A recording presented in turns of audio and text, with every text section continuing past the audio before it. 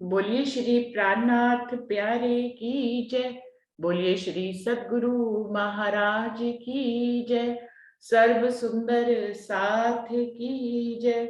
सुंदर साथ जी, 3-4 दिन पहले एक विषय आया था कि कहनी सुननी गई रात में, अब आया रहनी का समय। ये चौपाई तो आज से 350-400 वर्ष पहले शिरडी साहिब जी के मुखारबिन से ये चौपाई कही गई थी, लेकिन आज के समय में, आज प्रेजेंट समय में क्या कहनी है, क्या सुननी है और क्या रहनी है, इसका क्या तात्पर्य है। तो इस पे सुंदर साथ जी ने अपने अपने विचार दिए थे। ये दूसरा वीडियो इसके ऊपर बन रहा है। कहनी सुननी और रहनी का मतलब हमें समझना होगा कि सुंदर साथ जी अगर शाब्दिक रूप में देखें तो कहनी मतलब जो कुछ भी हम कहते हैं उसको कहनी कहा जाता है, जो हम कानों से सुनते हैं उसको सुननी कहा जाता है। रहनी जो है वो उसका भाव, उसका अर्थ जो है बहुत विशाल है। रहने को सब लोग अपने अपने हिसाब से समझने की कोशिश करते हैं। जहां तक कहने की बात है और सुनने की बात है, तो इसमें छुपई में कि हमें क्या कहनी कहनी चाहिए और क्या सुनना चाहिए, ये हम सब जानते हैं। जैसे जूम मीटिंग हो रही है, इस जूम मीटिंग में कोई एक जना कह रहा है, कुछ लोग सुन रहे हैं, कोई एक व्यक्ति कहता है, बाकी लोग सुनते हैं, कोई एक दूसरा व्यक्ति कहता है, फिर बाकी के लोग सुनते हैं। तो इसको जो कानों के माध्यम से सुना गया है, सुना जाता है, उसको सुन्नी कहा जाता है। लेकिन मैंने ज्ञानियों के मुख से ये भी सुना है कि ये जो हमारा वजूद बना, इसमें मुंह एक और कान दो दिए गए हैं। यानी कि भगवान ने, परमात्मा ने यदि हमारे वजूद को बनाते समय मुंह बोलने के लिए मुंह एक और सुनने के लिए कान दो दिए हैं, तो इसका कोई मतलब है। इसका मतलब ज्ञानी लोग ये बताते हैं कि हर इंसान को बोलना कम और सुनना ज्यादा चाहिए। यदि एक बात वो बोलता है तो उसको दो बातें सुननी चाहिए उसके आधार पर, क्योंकि कान दो कहने का, दो बनाने का अभिप्राय है कि ज्यादा सुनना चाहिए, कहना कम चाहिए।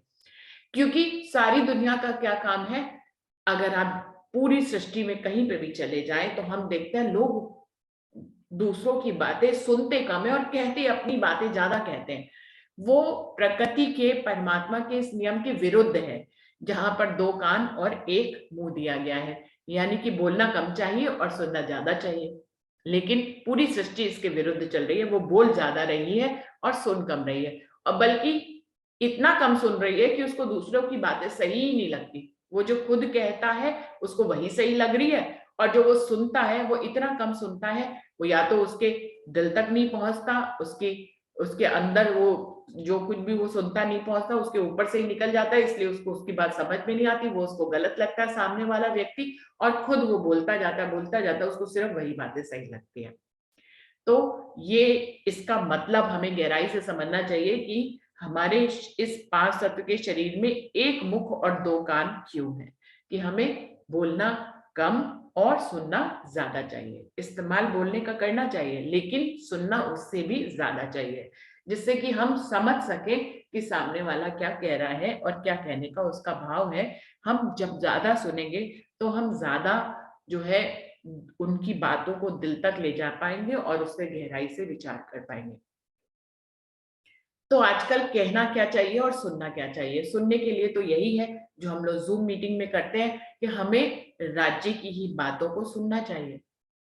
दुनिया में इतना सब कुछ सुनने के लिए है, लेकिन आपके जो आत्मिक स्तर को बढ़ाए, जो ज्ञान आपके आत्मिक स्तर को बढ़ाए, उस ज्ञान को हमें अपने दोनों कानों से हमेशा सुनते रहना चाहिए।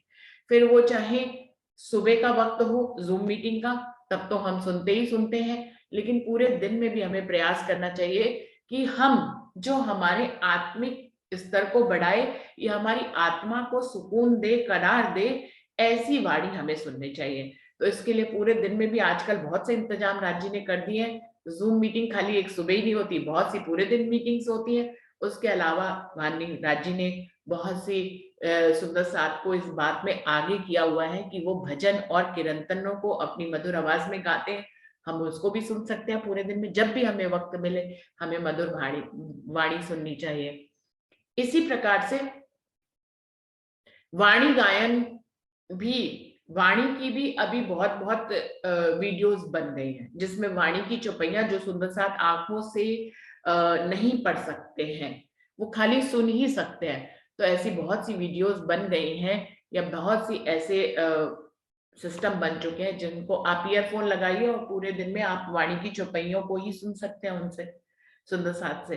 वो वाणी को ही सुना रहे हैं चौपाइयों के माध्यम से, उसको गा भी नहीं रहे। गाना गाना वाणी गायन वो अलग सुंदर साथ करते हैं, कुछ सिर्फ वाणी ही, पूरी वाणी ब्रह्मवाणी जो है वो इस तरह से आ गई है कि आप उनसे वो ब्रह्मवाणी सुन सकते हैं, जबकि आप असमर्थ हैं इतने बड़े स्वरूप से आप पधराने में, उसको पढ़ने में, आंखों से या किसी भी तरह से आप कमजोर हैं, तो आप ब्रह्मवाणी सुन सकते हैं। तो इसी माध्यम से हमें अपने दोनों कानों के माध्यम से जो हमारी आत्म को करार दे ऐसी वाणी हमें सुनते रहना चाहिए। यदि हम ऐसी वाणी सुनेंगे तो फिर दुनिया की बातें कम हमारे हृदय तक पहुंचेंगी, और जितनी दुनियावी की माया की बातें हमारे दिल में कम पहुंचेंगी, उतने ही हम रहने में ज्यादा उतर पाएंगे। तो ब्रह्मवाणी को सुनते रहना, ब्रह्मवाणी का गायन के रूप में, ब्रह्मवाणी का कैसे भी सुने, हम चर्चा वाणी के रूप में सुने या कैसे भी सुने, तो हमें सुनते रहना चाहिए, जिससे कि माया का प्रभाव हमारे ऊपर कम रहे। इस बात को तो हर सुंदर साथ महसूस करता होगा कि ब्रह्मवाणी जब हमारे करीब रहती है तो माया हमसे दूर रहती है। तो माया से दूर रहने के लिए सबसे पहला लक्षण ही यही होना चाहिए कि हमें ब्रह्मवाणी जो हमारे आत्मिक स्तर को बढ़ाए उसको हमें सुनता रहना चाहिए, निरंतर सुनते रहना चाहिए और उससे दूर ही नहीं होना चाहिए। तो ये तो हो गई हमारी सुननी कि हमें ब्रह्मवाणी ही सुननी चाहिए, क्योंकि इसी से हमारा आत्मिक स्तर बढ़ सकता है।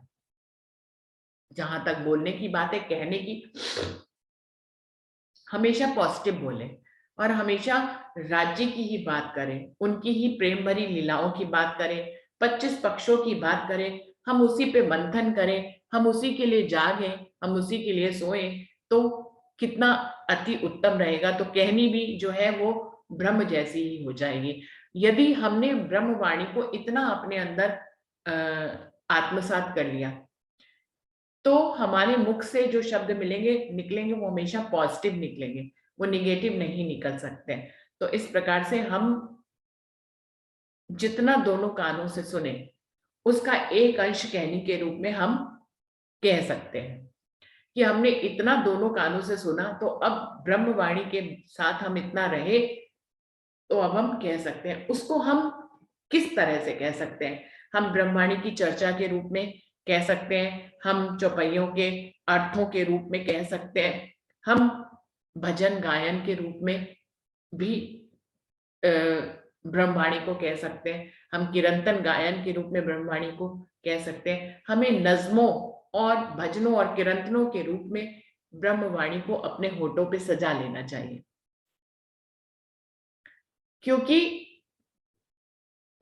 हम जितना अपने होठों पे नज्मों, गजलों और कीर्तनों, भजनों के रूप में ब्रह्मवाणी को सजाते चले जाएंगे, उतना ही वही बात है कि माया दूर रहेगी। हम माया को मौका नहीं दे रहे हैं कि वो हमारे करीब आए। और देखिए, जैसे ही हमारे होठों से ब्रह्मवाणी दूर होती है, वैसे ही जो है हमारे होठों से गलत शब्द निकलना शुरू हो जाते हैं। हमारा उस पर बस भी नहीं होता। सबसे बड़ी बात यह है कि हम गलत शब्द कह जाते हैं और हमें पता भी नहीं लगता कि हम गलत शब्द कह रहे हैं। तो इस तरह से ब्रह्मवाणी को ही सजाए रहें, हमारे होठों पे हमेशा ब्रह्मवाणी ही सजी रहनी चाहिए, चाहे वो कीर्तन के रूप में हो, भजन के रूप में हो, वाणी गायन के रूप में हो, नज्मों के रूप में हो, अर्थों के रूप में हो। सुंदर साथी, दुनिया में ऐसे बहुत से गाने भी बने हुए हैं, बहुत से ऐसी नज्में, गजल्स बनी हुई हैं जिनका अर्थ सीधा परमात्मा के ऊपर ही जाता है। तो धनी ने जैसे जबराइल के माध्यम से पूरे ब्रह्मांड में अपनी निशानियां भिजवाई हैं, वैसे ही नज्मों और गजलों को भले चाहे अपने सुंदर साथ ने लिखा हो या ना लिखा हो, किसी डायरेक्टर ने, प्रोड्यूसर ने, किसी ने भी लिखा हो, किसी लेखक ने लिखा हो, आप उनकी नज्मों को और गजलों को सुनेंगे तो आप हैरान रह जाएंगे कि वो सब अक्षर ही पूर्ण पारब्रह्म को ही लगती है। प्रेम की इतनी गहरी बात जो शब्द ही ना मिले, इतने गहरे शब्दों के रूप में जो है नज्मों और गजलों के रूप में धनी ने अपने जब्राइल के माध्यम से उनसे लिखवा दिया, फिर उनसे गवा दिया, उनसे बुलवा दिया कि उनको बोलने वाले को और लिखने वालों को भी उसका अर्थ, उसकी गहराई ना पता हो, लेकिन इतने सुंदर ढंग से लिखे। मैं तो बहुत सुनती हूँ सुंदर साथ जी, मतलब भजन और कीर्तन के अलावा भी मैं नज़्में और गजलें जो कि राज्य के ऊपर लगती है, मैं उनको अक्सर सुनती हूँ।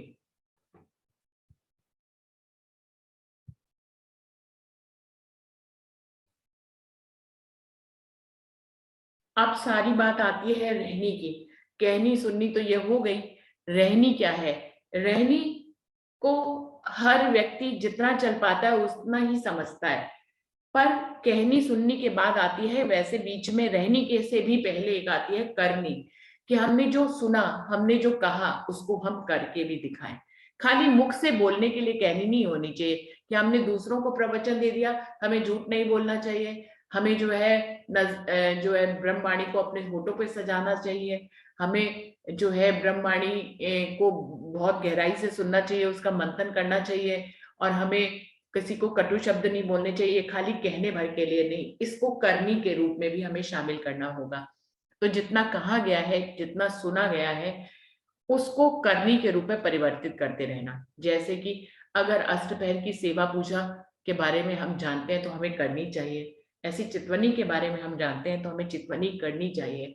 खाली सुनने भर के लिए नहीं कि 25 पक्ष सीख लिए और फिर चितवनी बिल्कुल नहीं करी, लेकिन चितवनी भी करनी चाहिए। तो करनी के रूप में भी बहुत कुछ है, हम अच्छा बोले, हम अच्छा सुने, हम दूसरों को कटु शब्द ना बोले, हमारी रहनी इतनी हमारी करनी इतनी प्रगाढ़ होनी चाहिए कि हमें देखते ही ये ना लगे कि वैसे तो इतने धार्मिक लगते हैं, वैसे तो इतनी ब्रह्मवाणी पढ़ते हैं, लेकिन करनी के रूप में सबसे पीछे है। तो करनी के रूप में भी ऐसा होना चाहिए जो कि एकदम श्रेष्ठ हो, जो किसी के दिल को ना दुखाए, और हमारे और दूसरे के आत्मिक स्तर को हमारी रहनी ही देखकर कोई हमें पहचान जाए कि इनका आत्मिक स्तर बहुत ऊंचा है, ये परमात्मा के बहुत करीब हैं, हम परमात्मा की ब्रह्म सृष्टियां कहलाती है। तो इतनी करनी तो हमारी बनती ही है कि हम ऐसी करनी करें जो श्रेष्ठ हो, जो देखने पर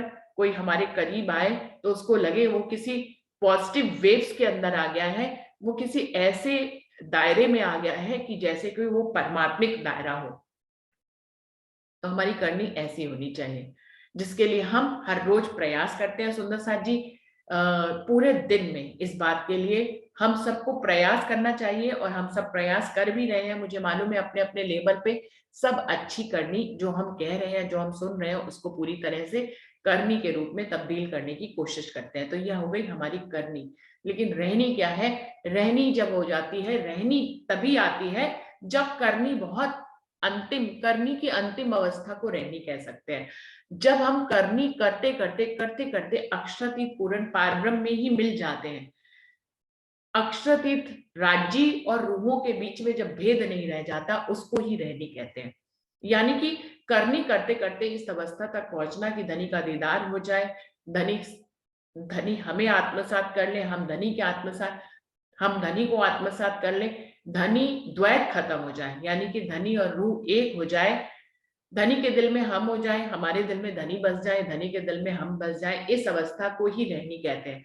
उस समय आपको कुछ करनी नहीं करनी पड़ेगी, प्रयास पूर्वक, कुछ बल पूर्वक आपको उस तरफ, परमात्मा की तरफ चलने की कोई बलपूर्वक कोशिश नहीं करनी पड़ेगी। बलपूर्वक अपने मन को दुनिया से हटा हटा कर बार बार राज्य की तरफ नहीं लगाना पड़ेगा।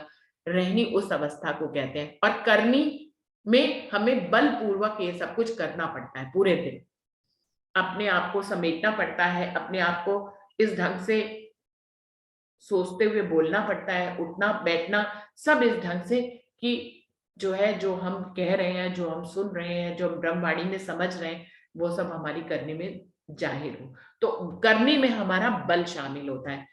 कहने को तो ये बल धनी ही देते हैं, वैसे शब्दों में इतनी बाउंडेशन हो जाती है कि हम ऐसा कह पाते हैं कि ये इसमें बल करना पड़ता है, हम अपना बल लगाते हैं, पर ये बल भी धनी का ही दिया हुआ होता है सुंदर साथ जी। ये कहना बिल्कुल गलत होगा कि हम अपना बल लगाते हैं, पर फिर भी करनी और रहनी में फर्क बताने के लिए ये कहूंगी कि इसमें बार बार अपने मन को हमें प्रयास पूर्वक मोड़ना पड़ता है धनी की तरफ, अपने वजूद को, अपनी कहनी को बार बार सोच समझ कर बोलना पड़ता है। इस तरह से हमें प्रयास करना पड़ता है अपनी करनी में, लेकिन रहनी वो अवस्था है जिसमें सारे प्रयास खत्म हो जाते हैं, शून्य हो जाते हैं। फिर हम में और राज्य में कोई फर्क नहीं रह जाता, हमें बलपूर्वक कुछ नहीं करना पड़ता है, हमारे धाम हृदय में धनी विराजमान हो जाते हैं। फिर हमें कोई बलपूर्वक अपने मन को राज्य की तरफ नहीं लगाना पड़ता है, वो हम धनी की मेहर में ही हमारा पूरा वजूद हो जाता है, हमारे गुणन इंद्रिय धनी की मेहर में हो जाते हैं। और मेहर से ही ओतप्रोत होने के कारण फिर हमें कुछ भी बलपूर्वक नहीं करना पड़ता, धनी की मेहर ऑटोमेटिक ही वो सब कुछ करने लग जाती है, हमारा वजूद वैसा ही दिखने लग जाता है। तो सुंदर साथ जी, ये है कहनी, सुननी, करनी और रहनी में फर्क जो मुझे समझ में आता है। और इस रहनी तक पहुंचने के लिए ही हमारी कहनी, सुननी और करनी है। रहनी वो अंतिम अवस्था है, वो इश्क की, प्रेम की अंतिम अवस्था है जिसमें द्वैत खत्म हो जाता है। उस अवस्था तक पहुंचने के लिए ही जितनी भी इस ब्रह्मांड में हम कहनी कहते हैं, जितनी भी सुननी सुनते हैं, जितनी भी करनी हम करते हैं, वो इसी उद्देश्य को प्राप्त करने के लिए होती है। तो इस तरह से कहनी, सुननी, करनी और रहनी का मतलब मुझे आज की अवस्था में समझ में आता है। पहले सात्विक युग था, सात्विक युग में रहनी बहुत गहरी थी लोगों की, जल्दी ही लोग करनी करते ही तुरंत रहनी की अवस्था में को प्राप्त हो जाते थे, माया इतनी बलशाली नहीं थी। लेकिन जैसे जैसे समय आगे व्यतीत हो रहा है, हम 7वें दिन की तरफ बढ़ रहे हैं, छठा दिन जो है हमारा 7वें दिन की तरफ बढ़ रहा है, उतनी उतनी जो है माया बलशाली होती चली जा रही है। और जो अभी हम लोगों ने पढ़ा था कि दापतूल अर्च नामक जानवर हमारे अंदर पैदा हो गया है, जो हमें जो है बुराई ही दिखाता है, माया ही दिखाता है। इसीलिए हमें बलपूर्वक धनी की करनी में, धनी की तरफ चलने के लिए, रहनी की तरफ चलने के लिए हमें ऐसी बलपूर्वक करनी करनी पड़ रही है, क्योंकि चारों तरफ माया बहुत गहरी है। दापतूल अर्च नामक चारों तरफ जानवर है, हमारे अंदर भी है, चारों तरफ भी है। लेकिन ये ब्रह्मवाणी जो है इस ऐसे में एक दिए के समान, प्रकाश के समान इस दुनिया में जगमगा रही है कि सिर्फ इसी के माध्यम से हम अपनी करनी और रहनी, करनी को रहने में परिवर्तित कर सकते हैं। इसका मंथन करके, इसको आत्मसात करके, इसको अपने होठों पे सजा के, इसको अपने कानों में मीठे स्वरों के रूप में घुल जाने दें इस ब्रह्मवाणी को, जिससे हमारी कहनी, सुननी, करनी जो है वो रहनी में परिवर्तित हो जाए। तो मुझे तो ऐसे ही समझ में आ रहा है सुंदर साथ जी, और सुंदर साथ ने भी बहुत प्रेम से, बहुत अच्छे ढंग से कहनी, सुननी और रहनी का मतलब समझाया था। किसी सुंदर साथ के दिल में कोई बात भी आ रही हो इसको लेकर, या और सुंदर साथ जो ज्वाइन हुए हैं अभी, वो अगर इस विषय के बारे में कुछ भी कहना चाहें तो जरूर से कहें। पद्मा जी, आप कुछ कहना चाहेंगे इसके बारे में?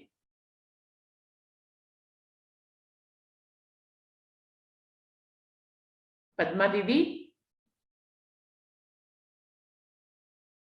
हम्म, चलिए, कोई बात नहीं सुंदर साथ जी, तो इस तरह से आज इस विषय को यहीं पर ही खत्म करते हैं। डॉली दीदी, आप कुछ और इसमें ऐड करना चाहेंगी, या अरुणा दीदी आप कुछ कहिए इस बारे में?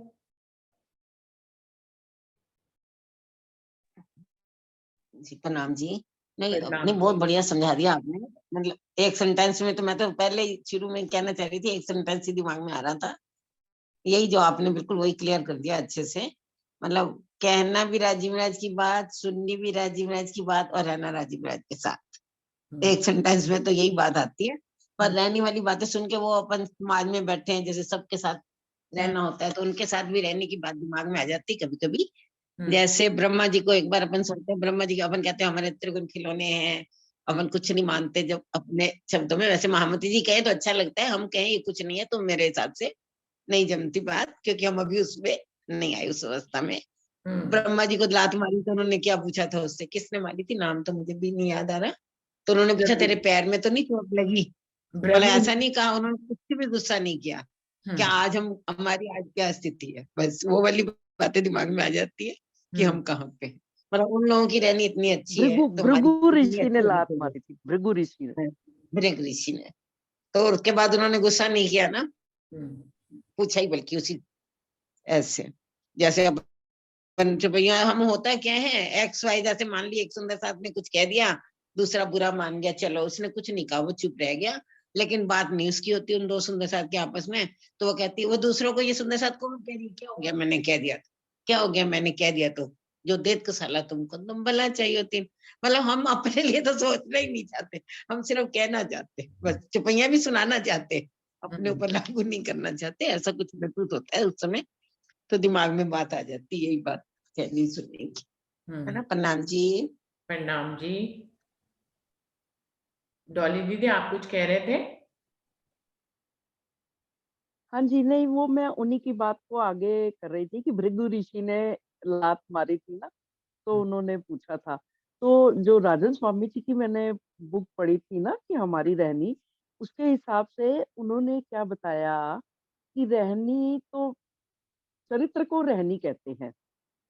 उसके बारे में शुरुआत में उन्होंने एक इंग्लिश का कोट बताया था कि if money is last, something is last, if health is last, many thing is last, if character is last, everything is last। यानी चरित्र हमारा जो है उसको कहते हैं रहनी। रहनी क्या है के विषय में ये बताया था।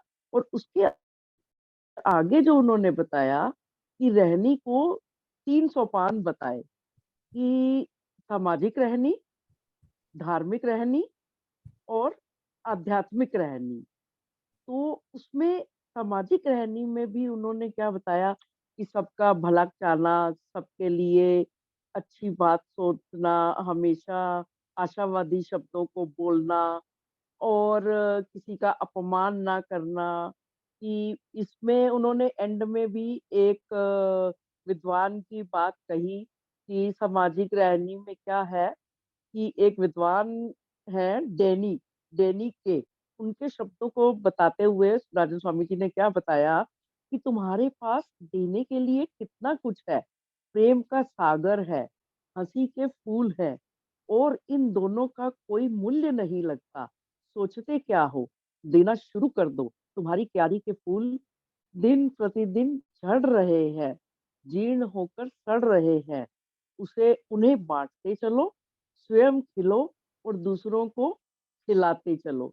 इस तरह से उन्होंने सामाजिक रहनी का अंत किया कि ये सामाजिक रहनी ऐसी होनी चाहिए। धार्मिक रहनी में उन्होंने ये बताया कि मैं राजन स्वामी जी के आधार पर, किताब के आधार पर ही आप सबके सामने ये प्रस्तुत कर रही हूँ कि धर्म के जैसे 10 लक्षण हैं जिनको मनुस्मृति में बताया है। धृति, क्षमा, दमो, अस्तेयम, शोचम, इंद्रिय निग्रह, धी विद्या, सत्यम, अक्रोधो, दशकम, धर्म लक्षणम। अर्थात धैर्य, क्षमा, दमन, चोरी ना करना, शौच, इंद्रियों का निग्रह, बुद्धि, विद्या, सत्य और क्रोध ना करना, ये सब धर्म के लक्षण हैं। इनको जब तक हम अपने जीवन में उतारने का प्रयास नहीं करेंगे तो हम धार्मिक रहनी पर चलना संभव नहीं हो सकता। क्योंकि कष्ट आने पर घबराए नहीं, धैर्य रखे। श्री मोहम्मद कहे तुम पर मोमिनो, दमदम जो बरतत, सो सब इश्क हक का, जो पल पल मेहर करत। तो ऐसी भाव हमारे मन में होना चाहिए कि वैसे इसका मूल सार तो आपने बताया कि कहना भी वाणी, सुनना भी वाणी, रहना भी वाणी के अनुसार, तो यही रहनी होती है। लेकिन उसके जो विशेष अगर हम विस्तार से बताएं तो राजन स्वामी जी ने बहुत विस्तार से अपनी पुस्तक हमारी रहनी में बताया है। यदि सुंदर साथ को मिल सके तो वो अवश्य पढ़े। तो इसमें सब तरह की रहनी, अब दूसरी रहनी मैं बता रही हूँ ना उनके हिसाब से कि धार्मिक रहनी। तो धार्मिक रहनी में वाणी में चौपाइयों के आधार पर पूरे धर्म के 10 लक्षणों को वर्णित किया गया है। तुम सियाने मेरे साथ जी, जिन विषय रहो विषय रख लाग, पाँव पकड़ कहे इंद्रावती, उठ खड़े रहो जाग। कि सुंदर साथ जी को इंद्रावती जी बार बार कह रहे हैं कि अपने गुण अंग इंद्रियों के उस मोह में नहीं पड़ो। तो उससे ऊपर उठकर इन विषय रसों में ना लगे और उनसे ऊपर उठकर हम धाम धनी का ध्यान करें, उनके गुणों का ध्यान करें, तो ये हमारा इंद्रिय निग्रह हो जाता है। अस्तेय क्या है कि चोरी ना करना को अस्तेय कहते हैं, कि जर जोरू जमीन, इनके कारण ही संसार में सारी लड़ाइयाँ होती हैं। तो मन, वाणी तथा हम अपने कर्म से किसी दूसरे के धन की इच्छा ना करें, तो यही हमारा अस्तेय हो जाता है। मन, वाणी और कर्म से हम सदा शुभ ही सोचे, शुभ ही व्यवहार करें। तो इस तरह से ये सारे धीरे-धीरे करके 10 लक्षणों को वाणी की एक-एक चौपाई के आधार पर राजन स्वामी जी ने अपनी पुस्तक हमारी रहनी में हम सब के लिए स्पष्ट किया है। तो उसके पश्चात जो आती है कि मन, बुद्धि, हम जब धर्म के 10 लक्षणों पर चलना शुरू हो जाते हैं, तो तब हम आध्यात्मिक रहनी के स्टेज पर, अवस्था पर पहुँचते हैं। तो आध्यात्मिक रहनी में क्या कहा है उन्होंने भूमिका में, श्री महामत कहे ईमान इशक की, शुक्र गरीबी सबर, इन विद रूहें दोस्ती धनी की, प्यार कर सके तो कर। क्योंकि जब हम आत्म तत्व से संबंधित संपूर्ण विषय ही अध्यात्म के अंतर्गत आता है, तो जब हम इन विषयों को समझने लग जाते हैं, तो हम आध्यात्मिक रहने की ओर अग्रसर होते हैं। तो वाणी का सार समझकर जब हम उस पर चलने का प्रयास करते हैं, तो ये आध्यात्मिक रहनी जो हमें आत्मज्ञान देती है, मैं कौन हूँ, कहाँ से आया हूँ, जब ऐसे विचार मन में उठे, तो हम आध्यात्मिक रहनी की ओर अग्रसर होते हैं। तो इसके विषय में भी अनेक-अनेक वाणी की चौपाइयाँ हमें उदाहरण के रूप में बताई गई हैं। और उसके बाद जो आती है, आध्यात्मिक रहने की सर्वश्रेष्ठ अवस्था है, तो ध्यान करना, चितवनी करना, उसके द्वारा ही अपने स्वरूप का पूर्णब्रह्म परमात्मा के स्वरूप का चिंतन करते हुए अपनी परात्म को देखना और फिर पूर्णब्रह्म परमात्मा में समा जाना ही आध्यात्मिक रहनी है। इस तरह से सुंदर साथ जी, मैंने उस पुस्तक को एक थोड़े छोटे से सार के रूप में आपके सामने प्रस्तुत किया है। आशा करती हूँ सब सुंदर साथ भी और जो भी सुन रहे हैं, तो इस पुस्तक को अवश्य पढ़ने का प्रयास करें और उससे हमें अपने जीवन में काफ़ी सुधार करने का अवसर मिल सकता है। कि जब हम अपने अग्रजन, अपने सतगुरु के जो हमारे मार्गदर्शक के रूप में हमारे साथ हैं और जो उनसे पहले जो परमहंस हुए हैं, उनकी जीवनियाँ, जो संत ऋषि हुए हैं, थोड़ा उनकी जीवनियों को भी अगर हम पढ़ें, तो हमारे जीवन की रहनी में परिवर्तन हो सकता है। हमारी रहनी के हम सर्वोच्च स्तर पर भी पहुँच सकते हैं। प्रणाम जी सुंदर साथ जी, आप सबके चरणों में सप्रेम प्रणाम। प्रणाम जी। और कोई सुंदर साथ के दिल में कोई भाव है, वो शेयर करना चाहते हैं क्या?